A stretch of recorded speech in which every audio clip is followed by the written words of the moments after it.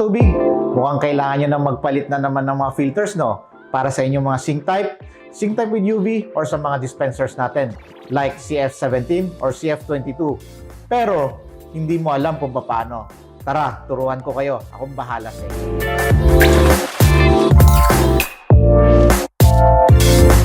So, first step, pag dumating sa inyo ang unit na bago, or kung magpapalit kayo ng filter, ito po kung paano siya buksan.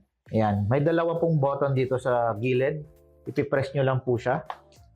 Ayan. And then, open nyo lang po. Ayan. Kung bago ang unit nyo po, makikita nyo po yung mga kasama dito. Yung manual, yung hose, yung extra elbow, at saka po yung gate valve.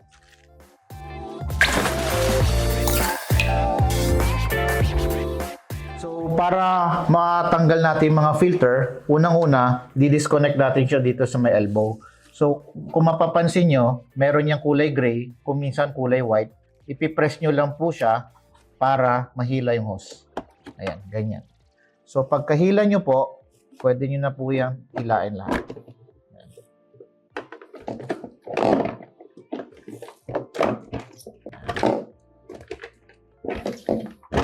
Ayan.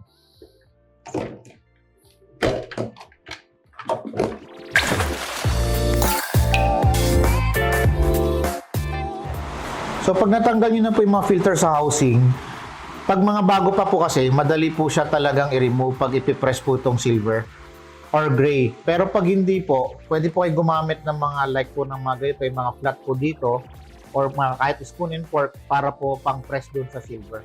So, for now po kasi, bago yung mga filter, kaya madaling tanggalin. Kung gusto nyo tanggalin yung mga filter bawat isa, i-press nyo lang po itong gray. Ayan, press. And then pull. And then press, pull. Press, pull. Then press, tsaka pull. So, meron po tayong dalawang two type of valve na pwede nating isama sa package.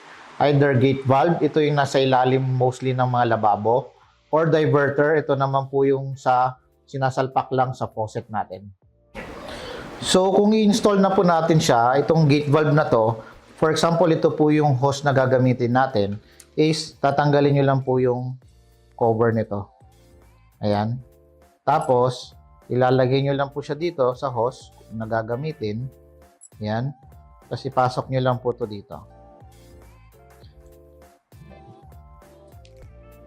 And then, ilock nyo lang po siya. Ayan. And then, pag sa gate valve naman po, ganon din po siya. Ito. Meron din po siya ditong cover. Ikot nyo lang din po. And then, pasok nyo lang po yung hose na gagamitin. Pasok nyo lang po ulit dito. And then, ilock nyo po siya. Ayan. So, ganyan po kapag ka nailagay na po natin. So, kung ang faucet nyo po is like this po, you can remove po yung cover. Ayan. Para po malagay po natin tong diverter. Papasok nyo lang po ito dito sa inyong faucet. Ayan. So, para pwede nyo na po siyang magamit.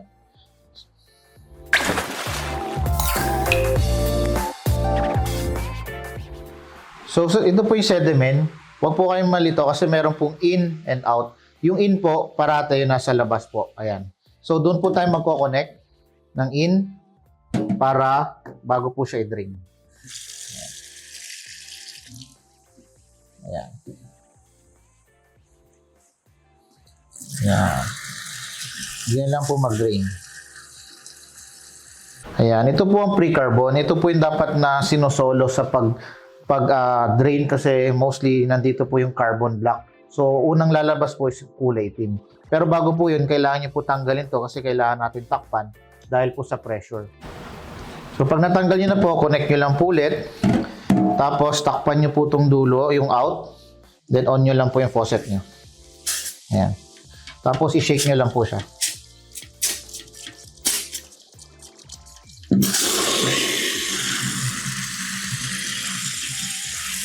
Ayan.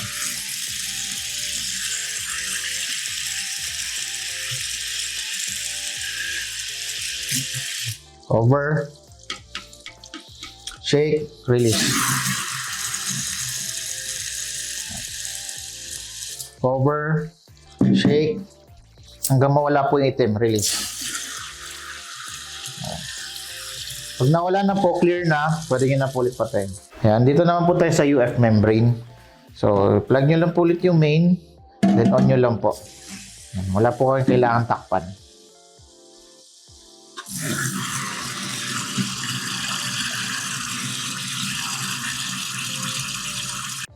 So, sa pag pre and post carbon, ayan, kailangan nyo po munang takpan yung tip ulit. And then, release nyo po yung water nyo, i-on nyo. Ayan. Tapos, shake nyo po. Tapos, release pag alam nyo medyo puno na po yung cartridge. Ayan. Ayan. Tapos po, cover ulit. Ayan. Let's release.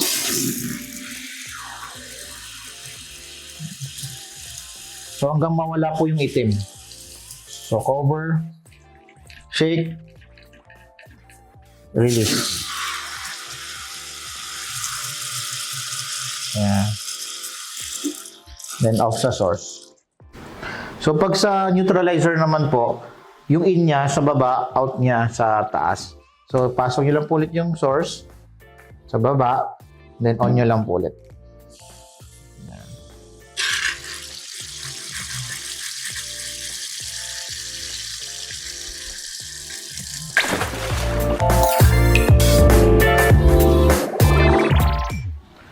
So, after nyo po i-drain, pagsama-sama nyo na po lahat ng filter. So, unang filter is sediment.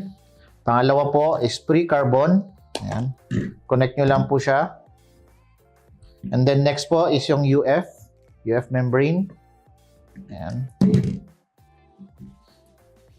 And then yung fourth filter po is yung post-carbon. And then yung alkaline.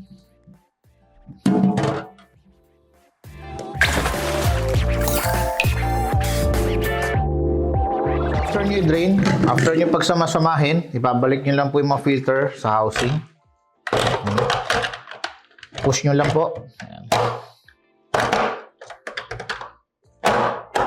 Ayan. Tapos, i-connect nyo po itong nandito sa likod na hose, dito sa sediment. Ito lang siya. And then, ito po, dito, sa alkaline.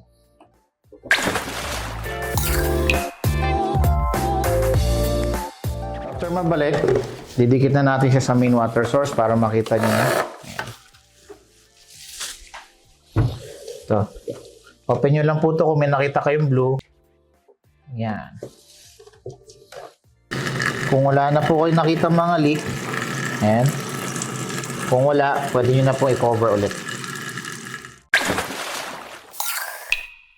So ayun mga katubig, ganun lang kadali magpalit ng filter sa ating sink type with UV or kahit sa mga dispenser natin like CF17 or CF22. Kaya tara magpalit ka na!